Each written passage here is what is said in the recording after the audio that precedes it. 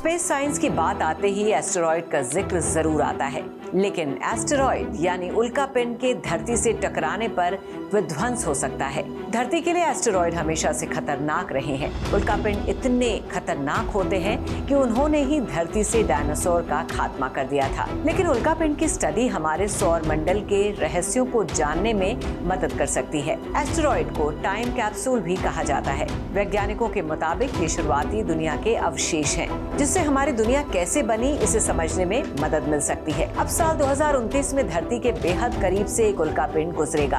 अंतरिक्ष से एक ऐसा ही एस्टेरॉयड पृथ्वी की ओर बढ़ रहा है। ऐसे में कभी सोचा है कि अगर ये पृथ्वी से टकरा गया तो क्या होगा? वैसे तो इस उल्कापिंड का डायरेक्शन बदलने की कोशिशें शुरू हो चुकी हैं, लेकिन अगर वैज्ञानिक नाकाम रहे और ये उल्कापिंड पृथ्वी से टकरा जाता है तो 22 परमाणु बमों जितना बड़ा धमाका और तबाही होगी। आपको बता दें कि धरती के करीब ये आफत आने में बस 5 साल से भी कम वक्त बचा है।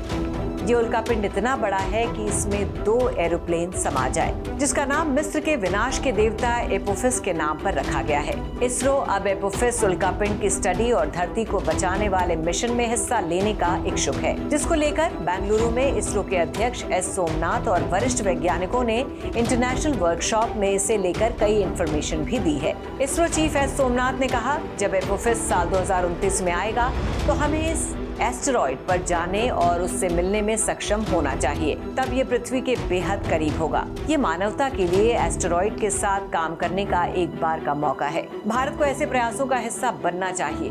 अभी ये तय करना बाकी है कि भारत किस तरह भाग लेगा। ये उल्कापिंड 13 अप्रैल 2029 को धरती के सबसे करीब आएगा। तब इसकी दूरी 4,82,080 किलोमीटर होगी।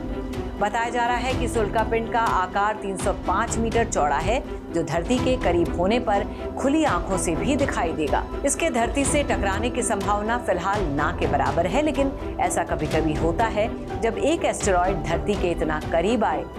वैज्ञानिक इस मौके को गंवाना नहीं चाहते। वो एस्टेरॉयड के जरिए सौर मंडल और उल्कापिंडों से धरती को बचाने वाले तरीके की स्टडी करेंगे। नासा पिछले साल ओसाइरिस रेक्स मिशन के तहत उल्कापिंड का सैंपल लाया है। अब इस एस्टेरॉयड को लेकर भी वो मिशन चला सकता है। इससे जुड़े कॉन्सेप्ट दिए जा रहे हैं, जिसके मुताबिक लगभग 2 महीने तक इसकी स्टडी शामिल की जाएगी। ये उल्कापिंड धरती से न टकरा जाए, इसे लेकर दुनिया भर के साइंटिस्ट मिशन में जुटे हैं। नासा समेत सभी स्पेस एजेंसीज ने इसके लिए तैयारी की है। एस्टेरॉयड एपोफिस के रिसर्च को लेकर इसरो ने भी तगड़ी प्लानिंग की है। इसरो इस अध्ययन में जापान एरोस्पेस एक्सप्लोरेशन एजेंसी, यूरोपीय अंतरिक्ष एजेंसी और national aeronautics and space administration यानी नासा के साथ मिलकर काम कर सकता है। इसरो चीफ सोमनाथ ने मिशन से जुड़े प्लान को बताते हुए कहा कि इस उल्कापिंड की दिशा बदलने के लिए नासा समेत कई एजेंसीज के साथ कई इक्विपमेंट्स लगाए जाएंगे, जिससे उल्कापिंड को समझने की कोशिश तो की ही जाएगी, लेकिन सबसे ज्यादा फोकस डार्ट मिशन के जरिए इस उल्कापिंड की दिशा बदलने पर रहेगा। क्योंकि साल 2022 में भी नासा ने डार्ट मिशन के जरिए एक उल्कापिंड की दिशा बदल दी थी। इसलिए पूरी उम्मीद है कि इस बार भी इसरो के होनहार वैज्ञानिक दुनिया की सबसे बड़ी एजेंसी नासा के साथ मिलकर दुनिया को बचाने में कामयाब होंगे। आपका क्या कहना है इस खबर पर? कमेंट करके हमें जरूर बताइए।